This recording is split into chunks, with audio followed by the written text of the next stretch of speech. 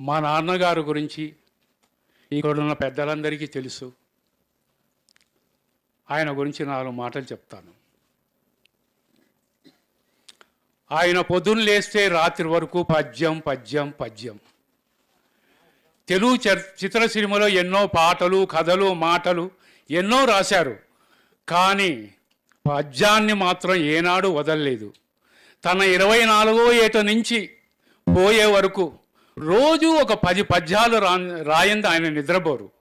ఆటవలిది, కందపద్యం, ఉత్పలమాల, ఇలా ఎన్నో పుష్పాలు ఆయన నోటి నుండి రోజు విరియాల్సిందే. అలా బతికారు. కవిత మామూలు సాహిత్యాలు రాస్తుంటారు, వచన సాహిత్యాలు 300 పేజీలు, 400 పేజీలు. అంటే పద్యం ఒక గొప్పతనం నేను చెప్తున్నాను. ఈ 300 పేజీలు రాసిన వచనాన్ని, ఉదాహరణ తిరుపతి కొండలు అంత ఎత్తుగా ఉన్నాయి, ఆకాశం అంతుతున్నాయి, పక్కనే స్వర్ణముఖి నది పారుతోంది అని రాస్తారు. ఒక 300 పేజీలు రాస్తారు. ఎందుకంటే పామర జనానికి పద్యాలు అర్థం కావు కాబట్టి మామూలుగా వచన కవితల్లో రాస్తుంటారు, అందరికి అర్థమవుతుంది. కానీ కవులు ఆ 300 పేజీల యొక్క సారాంశాన్ని 3-4 లైన్లో రాసేస్తారు. మా నాన్నగారు ఆ ఒక్క కొండల మీద రాశారు, తిరుపతి కొండల మీద. అమల స్వర్ణముఖీ నదీ తటి మహోగ్రార మధ్యంబునన్, అమల స్వర్ణముఖీ నది మహోగ్రార మధ్యంబునన్, రమణీయంబగు శేష శైలమలరున్, రాజత్పణా మండితోద్ధామ శృంగనిత తమ్ముల్ధారల్ విడంబింపగా, వేయి ముగములౌహు గుహుడు శేషుడు నినాదింపన్, సదా శ్రీస్తుతుల్.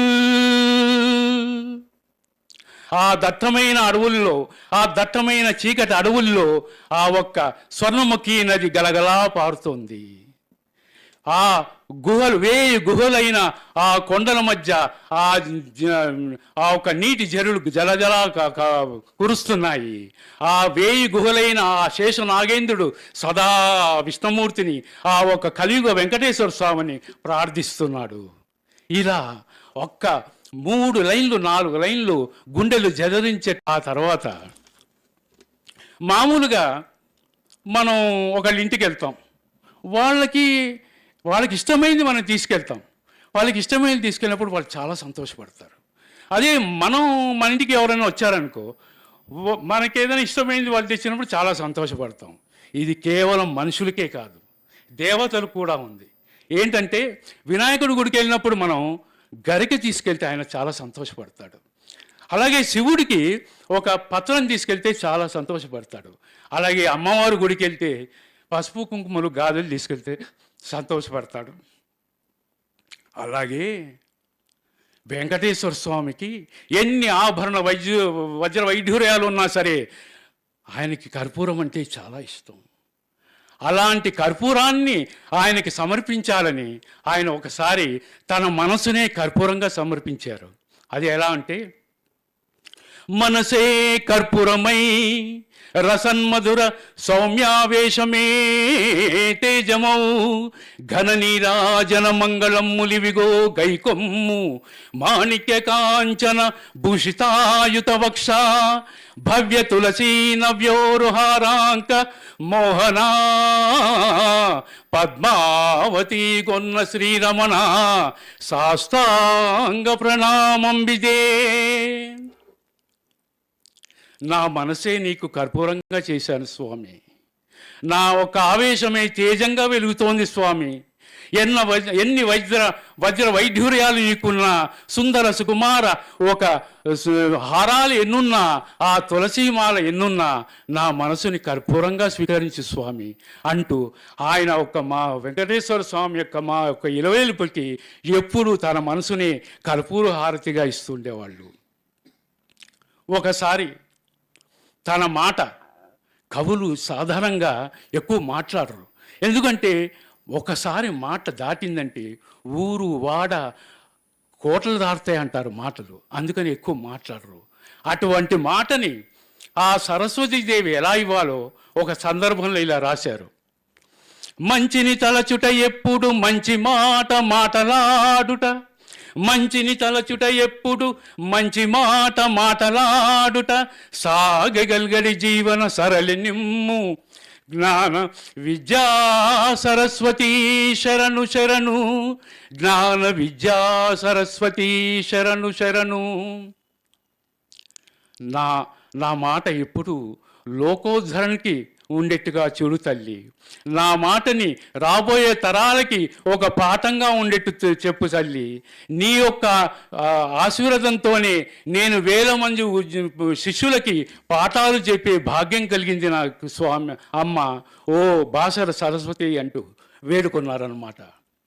ఇలాగే రోజు పొద్దున లేస్తే రాత్రి వరకు ఎన్నో పద్యాలు, పద్యం పద్యం పద్యం పద్యం తన జీవితంలో.